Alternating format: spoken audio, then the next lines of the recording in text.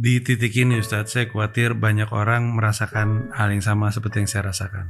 Apa tuh? Yaitu sedih. Mm-mm. Karena dari deskripsinya, ayah saya Mm-mm. meninggal seperti yang kedua. Alasannya? Beliau kena serangan jantung dan tersiksa lah pokoknya. Meninggalnya nggak enak. Aku punya kabar gembira. Hmm. Jadi gini ceritanya. Ada banyak orang yang sering agama itu adalah transaksional. Kenapa kamu pengen surga? Karena aku udah berbuat baik di dunia.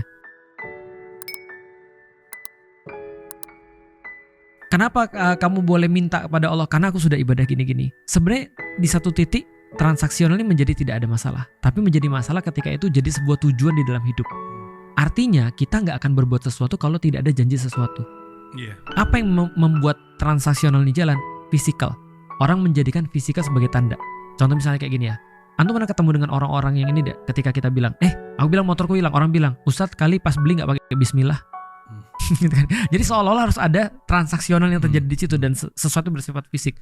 Contoh ya, kalau misalnya ada orang tiba-tiba meninggal di hari Jumat lagi senyum, berarti dia pasti banyak pahala.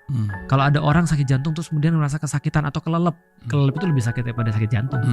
Itu pasti dia kemudian meninggal karena dia banyak dosa. Apa kabar yang terjadi di Gaza?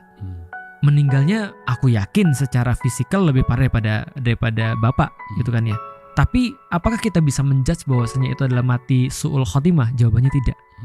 Kita cuma bisa mengatakan kalau ada orang yang meninggal dalam keadaan tenang, insya Allah ini husnul khotimah.